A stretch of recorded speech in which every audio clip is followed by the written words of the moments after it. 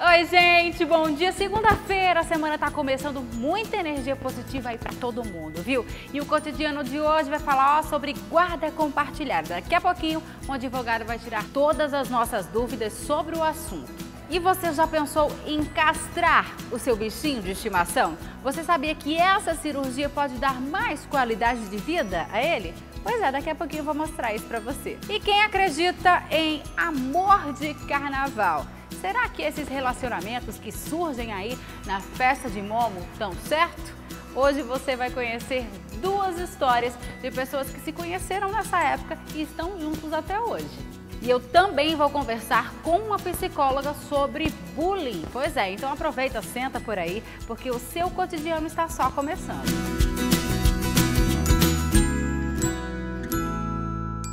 A gente começa o cotidiano de hoje falando sobre a cirurgia para castração. Você já pensou em castrar o seu animal? Você sabia que essa cirurgia pode trazer benefícios para ele? Pois é, dá uma olhadinha aí na reportagem.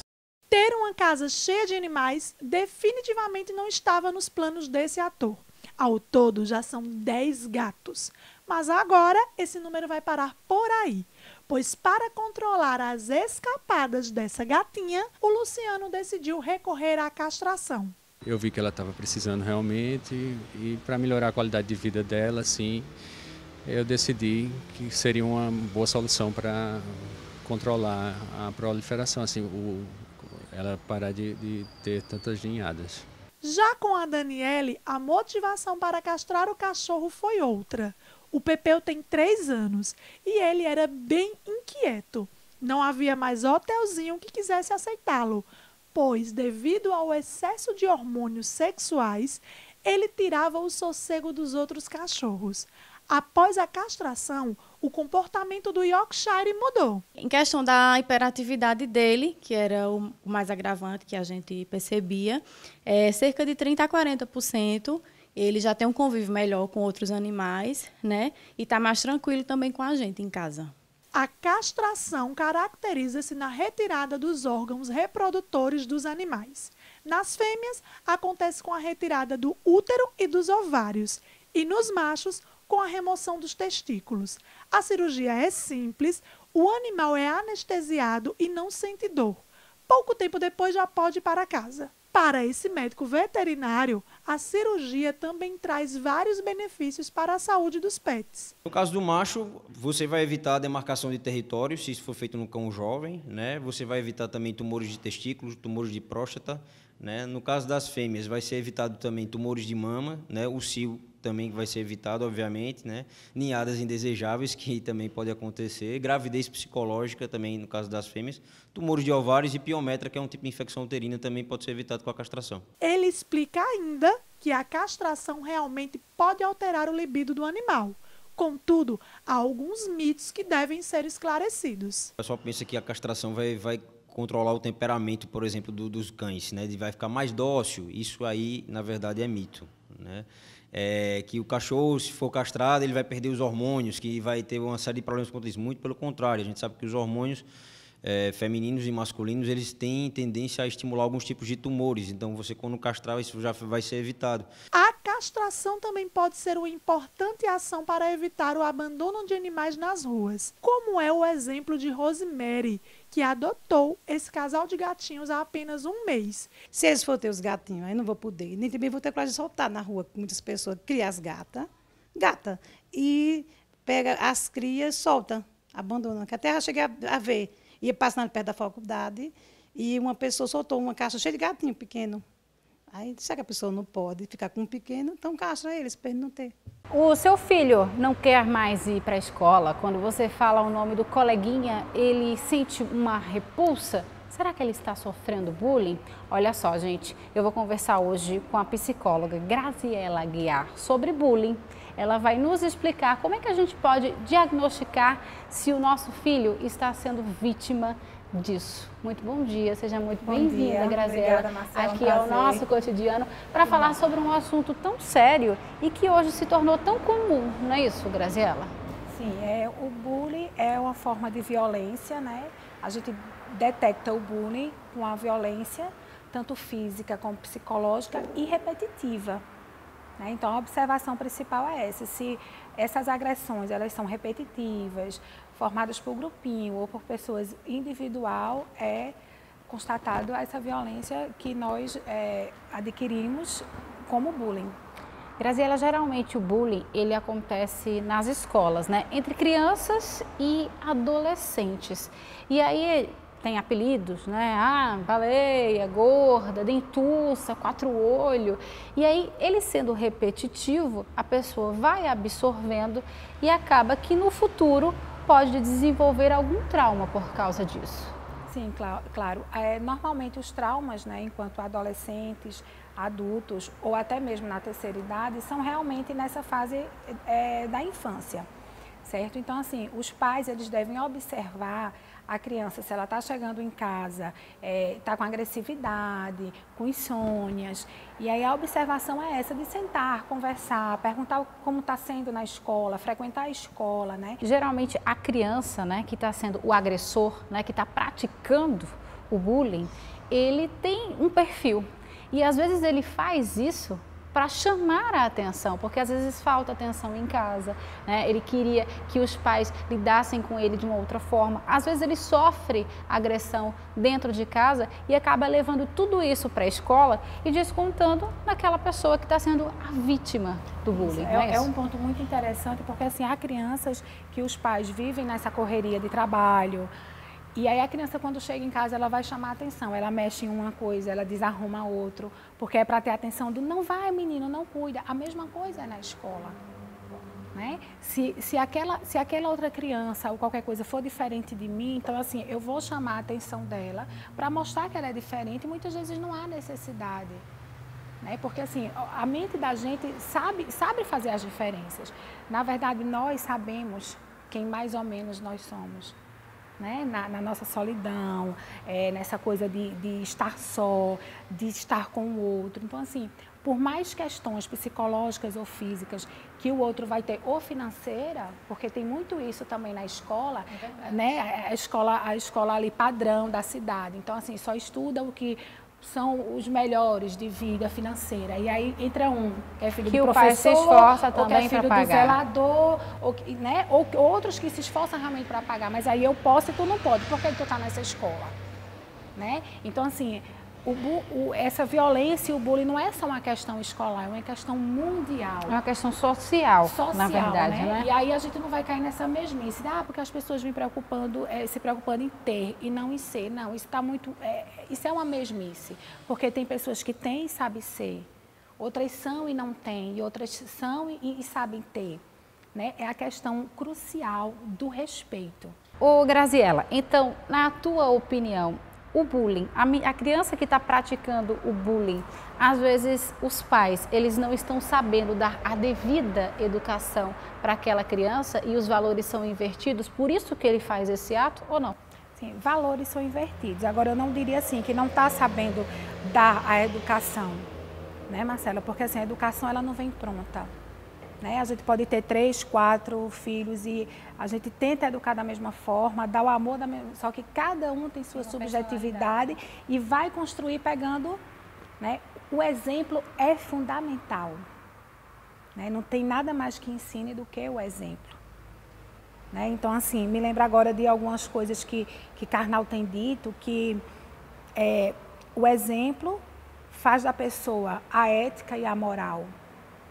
Então, você só basta dizer assim, aonde ele deve respeitar o limite do outro. Né? Porque aí a gente não precisa aceitar as pessoas como elas são. A gente precisa respeitá-las. Né? Porque quando a gente aceita a forma que o outro é ou a opinião do outro, a gente se compara, a gente está igual a ele. Né? E aí mexe com nossa ética, com nossa moral, com nossa cultura. E a partir do momento que a gente respeita, nós somos nós, eu sou eu, você é você. E aí eu te respeito. Eu te respeito por ser gordo, eu te respeito por não ter uma condição financeira boa, né? Eu te respeito por ter uma condição financeira boa, embora eu queria ter também, mas aí eu te respeito o que você tem. Tá certo, então, Graziela, adorei o nosso bate-papo, foi muito esclarecedor, viu? Obrigada, querida. Bom dia. Até a próxima. Até a próxima. Tchau, tchau. Tchau. E eu vou para um rápido intervalo e na volta nós vamos falar sobre guarda compartilhada. E nós vamos mostrar também que existe sim amor de carnaval. Vocês vão conhecer duas histórias de pessoas que se conheceram nessa época e estão juntas até hoje. Então me espera que eu volto rapidinho.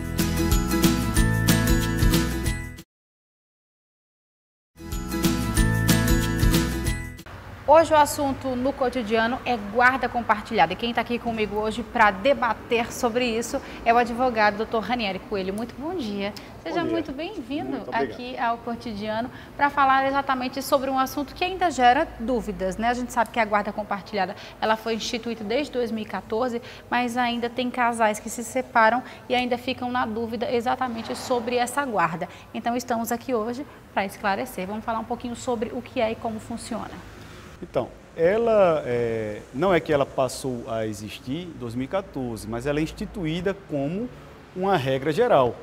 Ou seja, havendo separação do casal de fato, enfim, em linhas gerais, uma separação de um casal, seja que vive em união estável, seja realmente casado, ela é quem deve prevalecer, a guarda compartilhada. O que é guarda compartilhada? É uma divisão, é um compartilhamento tanto de deveres, de obrigações, de direitos.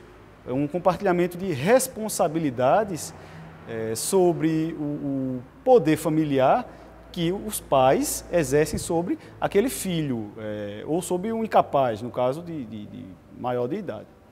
Ô doutor, e essa guarda compartilhada, ela é muito benéfica para a criança. Afinal, antigamente, quando as pessoas se separavam, a guarda geralmente ficava com a mãe e o pai via aos fins de semana, mas hoje não. Hoje, durante o dia, a mãe fica com o filho, leva na escola, o pai pega, almoça comigo, janta comigo, hoje dorme comigo, amanhã dorme na tua casa. Então, isso, para a criança, é muito benéfico. Sim, nós podemos notar uma evolução legislativa no próprio Código Civil, que inicialmente a previsão do Código era de que a guarda deve ser daquele que tem uma melhor condição de exercê-la.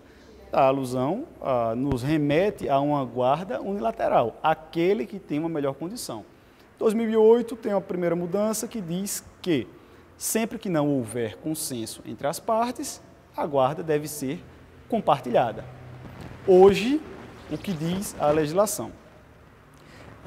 Que a guarda, havendo a separação, a guarda será.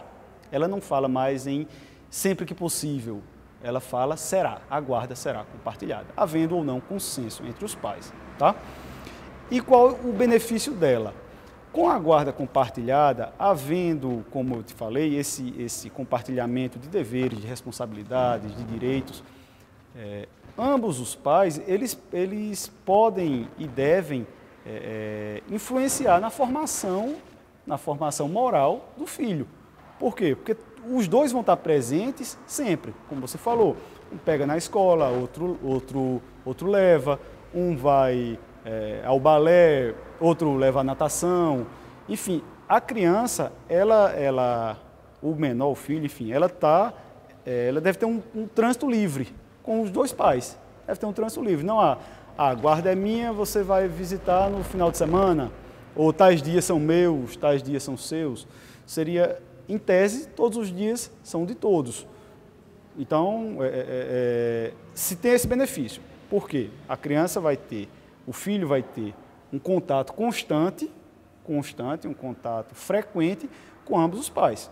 Ô doutor, mas também tem os dois lados da moeda, né? Às vezes esse contato frequente tem um dos lados que vai estar lá com a alienação parental.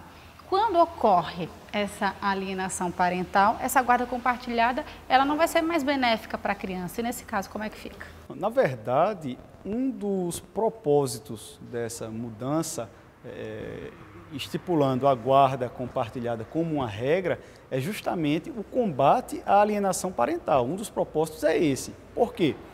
Porque com a presença dos dois pais, fica muito mais difícil que um deles aliene a criança, que aliene o filho, que volte o filho contra o pai, que volte o filho contra a mãe. Por quê? Porque os dois vão estar presentes sempre, ali no cotidiano do filho. Entendi. Vamos então aqui à pergunta da Tânia. Ela falou que ela separou e que o ex-marido dela mora em outro estado. E nesse caso fica muito complicado ter uma guarda compartilhada. E ela quer saber como que ela deve fazer com relação à guarda nesse caso. Olha, a distância física, como por exemplo morar em outro estado, morar em outro país, não impede o exercício da guarda compartilhada. O que ele vai trazer restrição é para o período de convivência entre o filho e aquele, em tese, aquele que se distanciou. Por quê? Porque o filho vai continuar com seu norte, vai continuar com sua base, vai continuar na sua escola, vai continuar com o seu ambiente social, deve continuar o mesmo. Deve haver um mínimo de desgaste para o filho, no caso de separação de um casal. Mas a distância, como a pergunta da Tânia, a distância ela não impede esse exercício. Por quê? As responsabilidades existem, os direitos existem, os deveres existem. Hoje temos a tecnologia em favor, inclusive dessas situações, com aplicativos de mensagens instantâneas, com conversas por vídeo, chamadas. Enfim, tudo isso permite a presença daquele pai, daquela mãe, que por algum motivo foi morar longe do filho, mas não impede o exercício pleno de uma guarda compartilhada, apenas afasta e dificulta o período de convivência física. Isso aí é inquestionável, realmente vai haver essa dificuldade de convivência física. Até pela distância, sim, não tem por como, conta da distância. Doutor Jorge, ele quer saber quem será o responsável por despesas como médico, escolas, entre outros, durante a guarda compartilhada. Durante a guarda compartilhada, a questão dos alimentos deve seguir a regra geral, que é aquele que tem melhores condições, dentro da sua possibilidade, vai prestar alimentos. O pai ganha mais, a mãe ganha mais, enfim. Quem ganha mais, proporcionalmente, vai ter uma despesa maior com o filho, levando em conta a necessidade dele também, dos gastos. Vamos lá, o pai paga a escola, a mãe já suporta o aluguel de uma casa, com energia, o pai paga um transporte escolar, enfim. Dentro da possibilidade de cada um, levando em conta o que ganha e levando em conta o que o filho precisa, os dois devem contribuir. E se um deles não tem condições, o outro deve contribuir exclusivamente. Muito bem, então, doutor, dúvidas esclarecidas. Obrigada, viu? Adorei o nosso bate-papo. Por nada, precisando, estou completamente à disposição. E se vocês tiverem aí outras dúvidas, corre lá no nosso Instagram, no @TV Jornal no Interior, que a gente responde aqui no seu cotidiano. Obrigada, doutor. Bom dia, Até tá? logo, bom dia. Tchau, tchau. Eu quero saber se você acredita em amor de carnaval, porque geralmente nessa época do ano aí todo mundo quer curtir, né? Aí quem tem um relacionamento termina e volta depois do carnaval. Mas será que é sempre assim? E será que esses relacionamentos que acontecem aí no carnaval dão certo? Dá uma olhadinha aí nessa reportagem. Antes de começar essa matéria hoje, eu quero que você preste atenção nessa música. É hora de dar tchau, é hora de dar tchau. Se você tá namorando e tá chegando o carnaval, é hora de dar tchau, é hora de dar tchau. Já passou da meia-noite, ela ainda tá com personal. E aí, Marcela, será que a letra dessa música condiz com a realidade das ruas? Será que as pessoas acreditam que a letra dessa música está falando a verdade? Bem, a equipe do Cotidiano veio às ruas saber o que pensam as pessoas sobre o amor de carnaval. É só aquele momento e acabou. Acabou o carnaval, acabou a curtição. Independe do momento e do sentimento. No carnaval a gente só quer diversão, felicidade. Eu acho que não, porque é mais um momento de curtição e é muito raro rolar um amor de verdade. O amor de carnaval é só uma curtição. É no tempo do carnaval e depois não tem futuro, não. Eu acho que não. Eu nunca encontrei ninguém que teve amor de carnaval, assim, que teve filho, essas coisas, não. Foi só a curtição e pronto. Ao contrário do que ouvimos nas ruas, as histórias de amor de carnaval podem, sim, ultrapassar a quarta-feira de cinzas. Aline e Wagner são a prova disso. Eles se conheceram no sábado de Zé Pereira. Através de uma grande amiga, que era amiga de faculdade, ela me apresentou ao seu cunhado e nós nos conhecemos exatamente no dia 25 de fevereiro, no sábado de Zé Pereira. Nos conhecemos e ficamos, e até hoje. Após a troca dos primeiros beijos, a união já estava selada. E olha que Wagner sempre gostou da folia de carnaval e nunca imaginou que ali iria encontrar a mulher da vida dele. Quando eu conheci ela melhor no carnaval, aí quando voltou eu disse, eu acho que essa é a mulher certa da minha vida. Aí comecei a namorar com ela. Até hoje não pedi ela em namoro, ela que me pediu em namoro. Esse casal aí também se conheceu durante as festas carnavalescas.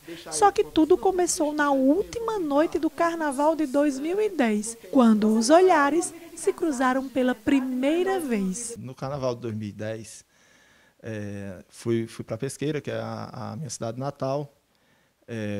Passei o carnaval todinho, curti, brinquei. E já na terça-feira à noite, em um determinado local, eu parei, fiquei conversando e, de repente, eu vi que tinha uma mulher que me chamou a atenção.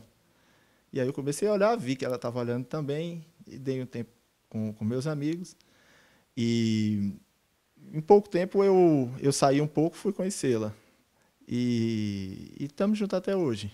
Mesmo os dois sendo de Pesqueira, Lucivânia tem ido morar em São Paulo e veio de férias passar o carnaval na cidade.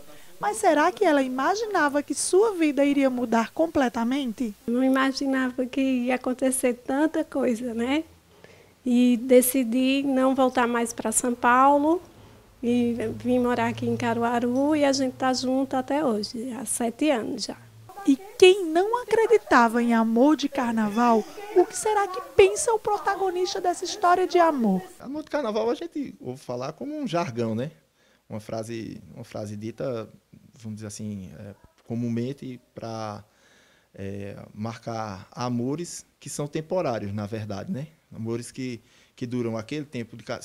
Normalmente isso é dito para o início do carnaval, você conhece uma pessoa, fica naquele tempo, acabou o carnaval, cada um para o seu canto e acabou.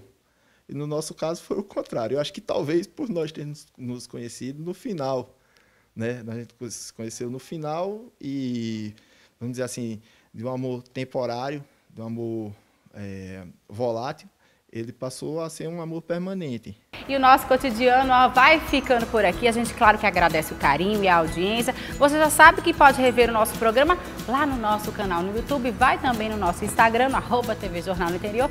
E tem também a nossa página lá no Facebook. Vai lá, dá um like, curte e fica por dentro de tudo o que acontece no seu cotidiano. Um bom início de semana aí para todo mundo. Um beijo, fica com Deus. Tchau, tchau.